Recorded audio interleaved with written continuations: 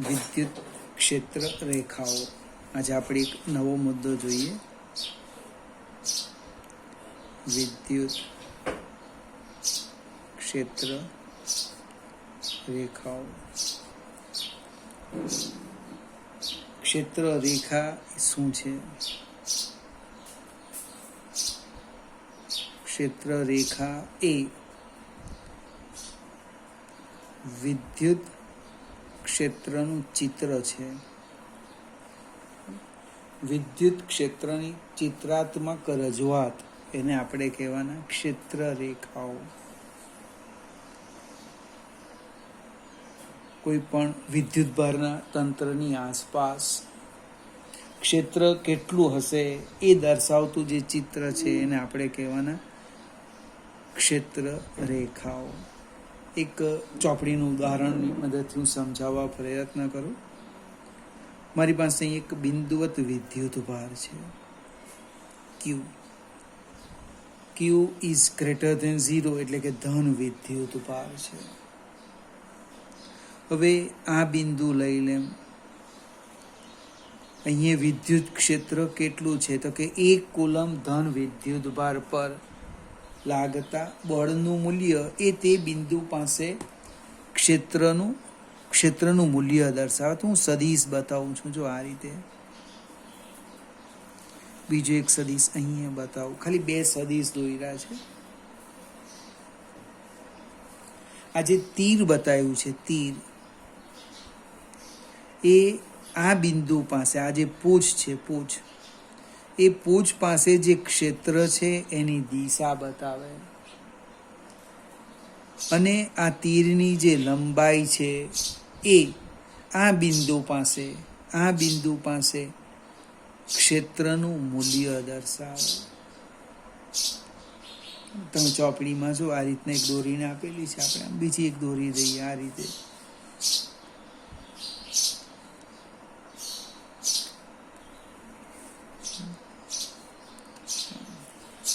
તમે વિદ્યુત ભારથી જેમ દૂર જશો તેમ વિદ્યુત ક્ષેત્રનું મૂલ્ય ઘટતું જશે. બિંદુવત વિદ્યુત ભાર માટે આપણે ગઈકાલે એક સૂત્ર લખ્યું હતું કે Q/R². વિદ્યાર્થી મિત્રો, કે તમારે લખવાનું નથી, તમારે તો આમ જ લખવાનું 1/4πε0 Q/R². અંતરના વર્ગના વ્યસ્ત પ્રમાણમાં જેમ દૂર જઈએ તેમ ક્ષેત્ર રેખા એટલે આ જે સદિશ છે એની લંબાઈ ઘટતી જશે. એ એવું બતાવે કે અહીં ક્ષેત્રનું મૂલ્ય નિર્બળ છે. ફરીથી વિદ્યુત ક્ષેત્રનું ચિત્રાત્મક રજૂઆત એને શું કહેવાના? વિદ્યુત ક્ષેત્ર રેખા કહેવાના. આ તો બિંદુવત વિદ્યુત ભારની વાત કરી. એમાં ધન વિદ્યુત ભારમાંથી તમે જો બહાર નીકળે, જો હું ઋણ વિદ્યુત ભાર લેતે, અહીંયા લખી દેમ Q<0 અને આપણે 2 ટપકા મૂકી દઈએ. આ રીતના વિચારીએ. આ બિંદુ લઈએ તો ફિગર જોજો, એ ફિગર આમ થશે.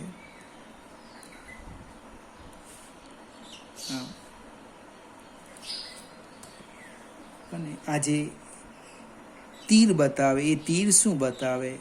આ બિંદુ પાસે 1 કુલમ ધન વિદ્યુત ભાર પર લાગતું બળ. હવે અહીંયા ઋણ વિદ્યુત ભાર છે, આ ધન વિદ્યુત ભાર આકર્ષણ બળ લાગે. એટલે જે ક્ષેત્ર રેખા છે એ ધન વિદ્યુત ભારમાંથી નીકળે અને દાખલ ક્યાં થાય? તમે જો ઋણ વિદ્યુત ભારમાં દાખલ થાય. જ્યાં ક્ષેત્ર રેખાઓ નજીક હોય ત્યાં ક્ષેત્ર પ્રબળ. વિદ્યાર્થી મિત્રો, જે બિંદુ પાસે ક્ષેત્ર રેખાની ઘનતા વધારે હશે ત્યાં ક્ષેત્રની પ્રબળતા વધારે, અને ઘનતા ઓછી હશે ત્યાં ક્ષેત્ર કેવું હશે? નિર્બળ હશે. એટલે ક્ષેત્ર રેખાઓ નજીક નજીક હોય તો ત્યાં ક્ષેત્ર પ્રબળ કહેવાય, દૂર દૂર હોય ત્યાં ક્ષેત્ર કેવું કહેવાય? નિર્બળ કહેવાય. પ્રશ્ન એ ઉદ્ભવે કે આ જે ક્ષેત્ર રેખા છે એ કેટલી દોરવી જોઈએ, એની સંખ્યા કેટલી હોવી જોઈએ? હું તમને મારી રીતે સમજાવવા પ્રયત્ન કરું. વાક્ય રચના જોજો.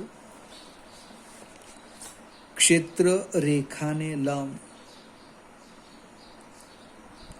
ક્ષેત્ર રેખાને લંબ એકમ ક્ષેત્રફળ વાળા, એકમ ક્ષેત્રફળ વાળા પૃષ્ઠમાંથી, એકમ ક્ષેત્રફળ વાળા પૃષ્ઠમાંથી પસાર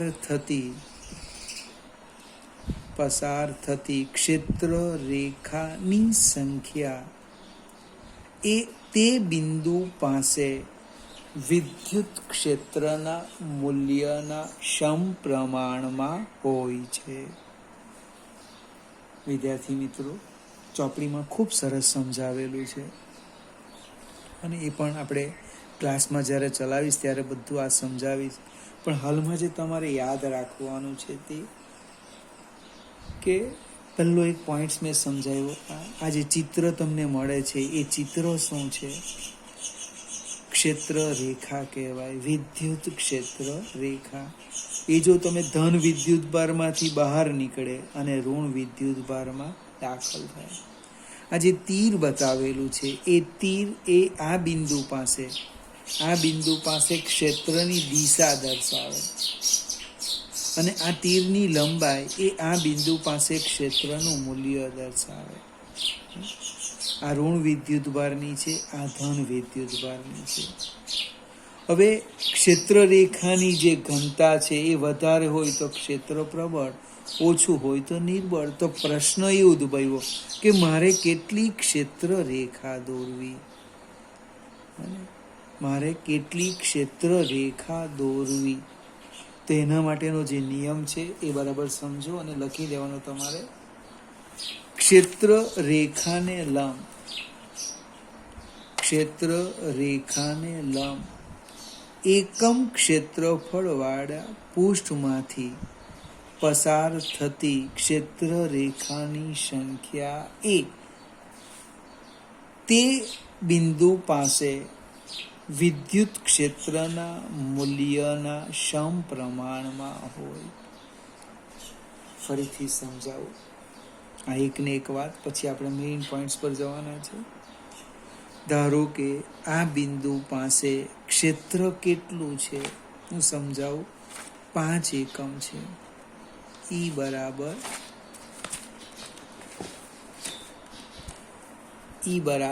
5 એકમ છે, 5 ન્યૂટન પર કુલમ. હવે ક્ષેત્ર રેખાને લંબ એક પૃષ્ઠની કલ્પના કરીએ, ગમે તે આકાર લો. તો આ જે પૃષ્ઠ છે એ પૃષ્ઠમાંથી પસાર થતી ક્ષેત્ર રેખાની સંખ્યા કેટલી આવશે? 5 આવશે. કહેવાનો અર્થ, જો આ બિંદુ પાસે ક્ષેત્ર 5 એકમ હોય તો આ ક્ષેત્ર રેખાને લંબ જે મેં પૃષ્ઠની કલ્પના કરી, જેનું ક્ષેત્રફળ કેટલું છે? 1 એકમ છે, તેમાંથી કેટલી ક્ષેત્ર રેખા પસાર થાય? 5. આનો અર્થ એવો થાય કે ક્ષેત્ર રેખા ધારો કે આમ હોય ને હું કોઈક પૃષ્ઠની કલ્પના કરવા, તો આ પૃષ્ઠમાંથી પસાર થતી જે ક્ષેત્ર રેખાની સંખ્યા છે એ શું આપે? આ બિંદુ પાસે, આ જો બિંદુ લીધું હોય તે બિંદુ પાસે ક્ષેત્રનું મૂલ્ય દર્શાવે. બીજી એક જૂના કોર્સ પ્રમાણે હું વ્યાખ્યા સમજાવું કે મારી પાસે અહીં એક વિદ્યુત ડાયપોલ છે, હજુ શીખવાના બાકી છે કે અહીં ધન વિદ્યુત ભાર છે અને અહીં એક ઋણ વિદ્યુત ભાર છે. હવે એની આજુબાજુ કોઈ ક્ષેત્ર, એની આજુબાજુ ક્ષેત્ર આવવાનું, તો ક્ષેત્રમાં આપણે કોઈક એવો વક્ર દોરીએ. આવો એક કોઈક વક્ર દોરીએ. જો સમજાવું, બરાબર પ્રયત્ન કરજો. આપણે એવો વક્ર દોરીએ કે વક્ર પર કોઈ પણ બિંદુ પાસે દોરેલો સ્પર્શક, મને કોઈ પણ બિંદુ પાસે દોરેલો સ્પર્શક એ તે બિંદુ પાસે ક્ષેત્રની દિશા દર્શાવે, ક્ષેત્રની દિશા દર્શાવે. તો આ જે વક્ર છે એ વક્રને આપણે કહેવાના વિદ્યુત ક્ષેત્ર રેખા કહેવાના. ફરીથી હવે આ જે સ્પર્શક છે એ સ્પર્શક યાદ રાખજો, માત્ર ક્ષેત્રની દિશા દર્શાવશે, મૂલ્ય નહીં. કેમ? તો કે સ્પર્શકની લંબાઈ આપણા હાથમાં છે. ફરીથી કેટલી ક્ષેત્ર રેખા દોરવાના, એકવાર મુદ્દો સમજાવી દે. ક્ષેત્ર રેખાને લંબ એકમ ક્ષેત્રફળ વાળા પૃષ્ઠમાંથી પસાર થતી ક્ષેત્ર રેખાની સંખ્યા એ તે બિંદુ પાસે ક્ષેત્રના મૂલ્યના સમપ્રમાણમાં હોય છે. હવે એના કેટલાક ગુણધર્મ છે એ આપણા માટે અગત્યની થિયરી છે. કોઈ લાક્ષણિકતા કે કોઈ ગુણધર્મ કે જે બોલો તે 2 માર્ક માટે ખૂબ અગત્યનો પ્રશ્ન છે. એ જોઈએ આપણે. 4 ગુણધર્મ લખશો, 4 લાક્ષણિકતા લખશો તો તમને 2 માર્ક મળે. અને એ તમારે પ્રશ્ન છે તૈયાર કરવાનો. આપણે લખીએ વિદ્યુત ક્ષેત્ર રેખાની લાક્ષણિકતા અથવા એના ગુણધર્મ જે લખવું હોય તે. પરીક્ષામાં 2 માર્કમાં પ્રશ્ન પૂછેલો છે, હાલમાં જ પૂછ્યો છે, માનો સ્વીકારી લઈએ. હમણાં જે પેપર આવશે એની અંદર વિદ્યુત ક્ષેત્ર રેખાની લાક્ષણિકતા. પહેલી લાક્ષણિકતા 1, ક્ષેત્ર રેખાઓ ક્યાંથી નીકળે અને ક્યાં દાખલ થાય તે લખવાનું છે. ક્ષેત્ર રેખાઓ ધન વિદ્યુતભારથી શરૂ થાય અથવા તો ક્ષેત્ર રેખા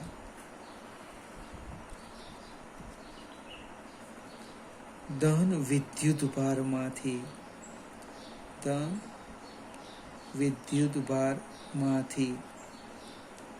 શરૂ થાય અથવા બહાર નીકળે. ધન વિદ્યુતભારથી શરૂ થાય, શરૂ થઈને ઋણ વિદ્યુતભારમાં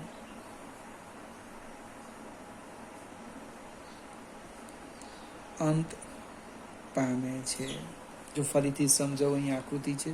આ ધન વિદ્યુતભારમાંથી નીકળી જો અહીંથી અને ક્યાં અંત પામે છે? ઋણ વિદ્યુતભારમાં. ફરીથી ક્ષેત્ર રેખા ક્યાંથી નીકળે? ધન વિદ્યુતભારમાંથી. ક્ષેત્ર રેખા ધન વિદ્યુતભારમાંથી બહાર નીકળે અને અંત ક્યાં પામે? ઋણ વિદ્યુતભારમાં અંત પામે. જો વિદ્યુતભાર એક જ હોય, કૌંસમાં લખી એક જ હોય, માત્ર ધન વિદ્યુતભાર હોય તો એ અંત ક્યાં પામશે? અનંત અંતરે. મને એ અંત ક્યાં પામવાની? અનંત અંતરે પામવાની. જો વિદ્યુતભાર એક જ હોય, ધન હોય, તો એમાંથી બહાર નીકળે અને અનંત અંતરે અંત પામશે. જો વિદ્યુતભાર ઋણ હોય તો અનંત અંતરેથી શરૂઆત કરી બને ઋણ વિદ્યુતભારમાં અંત પામશે. ફરીથી સમજાવું. પહેલી લાક્ષણિકતા આપણને અડધો માર્ક્સ મળી ગયો. ધન વિદ્યુતભારમાંથી બહાર નીકળે, શરૂ થઈ ઋણ વિદ્યુતભારમાં અંત પામે. વધારે લખવું હોય કે મારી પાસે વિદ્યુતભાર એક જ છે તો 2 સંભાવના, પણ એક જ હોય તો ધન વિદ્યુતભાર હોય તો અહીંથી શરૂઆત કરવાની ને અંત ક્યાં પામે? અનંત અંતરે અંત પામે. અને ઋણ વિદ્યુતભાર હોય તો ક્યાંથી શરૂઆત કરવાની? અનંતથી શરૂઆત કરવાની ને અહીંયા અંત પામશે. બીજી લાક્ષણિકતા, ક્ષેત્ર રેખા પર કોઈ પણ બિંદુ પાસે દોરેલો સ્પર્શક. આ ચોપડીમાં લખ્યું નથી. ક્ષેત્ર રેખા પર કોઈ પણ બિંદુ પાસે દોરેલો સ્પર્શક, ક્ષેત્ર રેખા પર કોઈ પણ બિંદુ પાસે દોરેલો સ્પર્શક એ તે બિંદુ પાસે વિદ્યુત ક્ષેત્રની દિશા દર્શાવે છે. ફરીથી બીજો મુદ્દો ચોપડીમાં લખ્યો છે પણ તમને ખ્યાલ નહીં આવશે એ રીતે છે. ક્ષેત્ર રેખા પર કોઈ પણ બિંદુ પાસે દોરેલો સ્પર્શક એ તે બિંદુ પાસે વિદ્યુત ક્ષેત્રની દિશા દર્શાવે. ત્રીજો મુદ્દો લઈએ.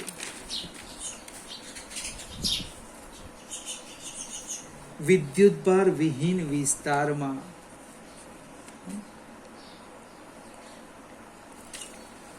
ત્રીજો મુદ્દો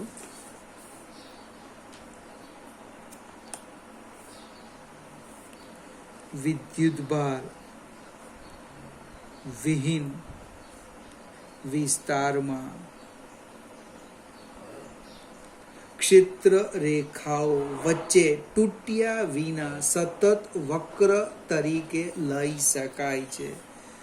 અને વિદ્યુતભાર વિહીન વિસ્તારમાં વિદ્યુત ક્ષેત્ર રેખાઓ અને વચ્ચે, હવે અહીંયા ક્ષેત્ર નથી એટલે તૂટી જાય એવું નથી, અહીંયા બ્રેક નથી આવતી, બરાબર ને. ક્ષેત્ર રેખાઓ વચ્ચે તૂટ્યા વિના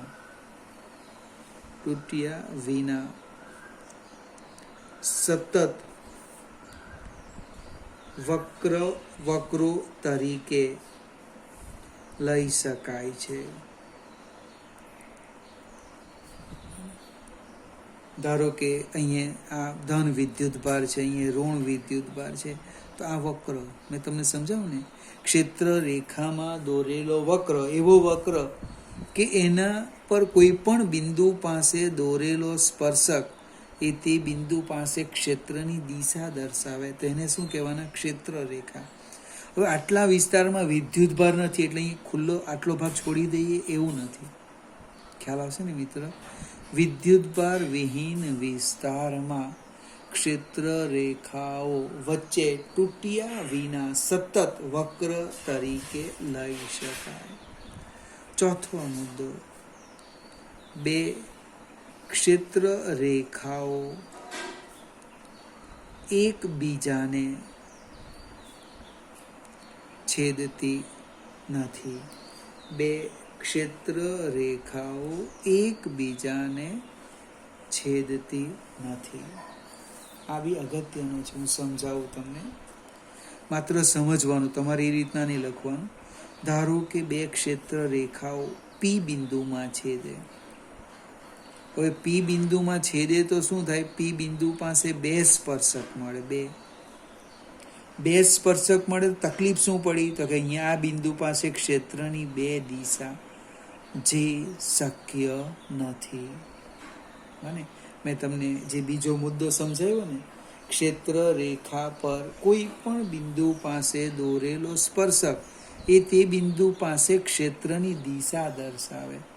અહીંયા બે સ્પર્શક છે એટલે બે દિશા દર્શાવે, જે શક્ય નથી. શક્ય નથી એટલે બે ક્ષેત્ર રેખાઓ એકબીજાને છેદતી નથી. ત્યાર પછી પાંચમું બહુ અગત્યનું છે, સ્થિત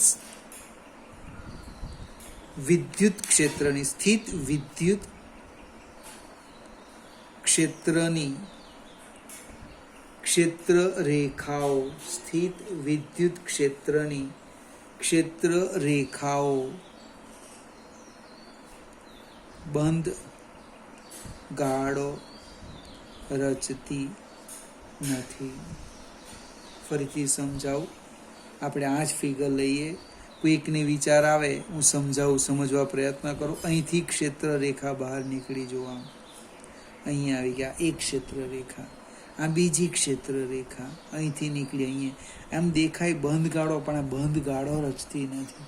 આ બે ક્ષેત્ર રેખા છે. સ્થિત વિદ્યુત ક્ષેત્રની ક્ષેત્ર રેખાઓ, સ્થિત વિદ્યુત ભારની ક્ષેત્ર રેખાઓ બંધ ગાળો રચતી નથી. આની ચર્ચા આપણે ચુંબકીય ક્ષેત્રમાં કરીશું. કેમ? તો કે ચુંબકીય ક્ષેત્રની અંદર ક્ષેત્ર રેખા બંધ ગાળો રચે, જ્યાંથી નીકળે ત્યાં પાછી આવે. અહીંયા એ શક્ય નથી. છઠ્ઠી લાક્ષણિકતા, સમાન વિદ્યુત ક્ષેત્રની ક્ષેત્ર રેખાઓ એકબીજાને સમાંતર અને સમાન અંતરે આવેલી હોય છે. ફરીથી આકૃતિ દોરવાના છે એટલે આપણને એક અગત્યનો મુદ્દો છે. સમાન વિદ્યુત ક્ષેત્રની ક્ષેત્ર રેખાઓ એકબીજાને સમાંતર અને સમાન અંતરે આવેલી હોય છે. તમે આકૃતિ દોરો તો ખ્યાલ આવશે. આપણે બધી ક્ષેત્ર રેખાઓ આ રીતના દોરી દઈએ. આમ જો સમજાવું, આ રીતના ક્ષેત્ર રેખા દોરી દીધી, એકબીજાને સમાંતર અને સમાન અંતરે આવેલી છે. સમાન અંતરે. તો તમે કોઈ પણ બિંદુ પાસે ક્ષેત્ર રેખાને લંબ એકમ ક્ષેત્રફળ વાળી સપાટીની કલ્પના કરો તો તેમાંથી પસાર થતી ક્ષેત્ર રેખાની સંખ્યા કેવી આવે? સમાન. કેમ? તો કે આ ક્ષેત્ર કેવું છે? સમાન વિદ્યુત ક્ષેત્ર છે. એટલે સમાન વિદ્યુત ક્ષેત્રની આકૃતિ દોરવા કે તો કેવી રીતના આવી દોરી દેવાની. આમ આ રીતના દોરી, કોઈક આમ પણ દોરે, આમ આ રીતે. સમાન વિદ્યુત ક્ષેત્રની ક્ષેત્ર રેખાઓ એકબીજાને સમાંતર અને સમાન અંતરે આવેલી હોય છે.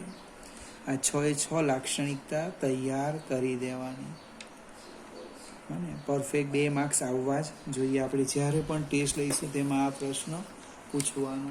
ફરીથી ઝડપથી, ધન વિદ્યુત ભારમાંથી બહાર નીકળે, ઋણ વિદ્યુત ભારમાં અંત પામે. બીજું, ક્ષેત્ર રેખા પર કોઈ પણ બિંદુ પાસે દોરેલો સ્પર્શક એ તે બિંદુ પાસે વિદ્યુત ક્ષેત્રની દિશા, ખાસ યાદ રાખો, અંડરલાઈન કરો, મૂલ્ય નહીં, માત્ર શું દર્શાવે? દિશા દર્શાવે છે.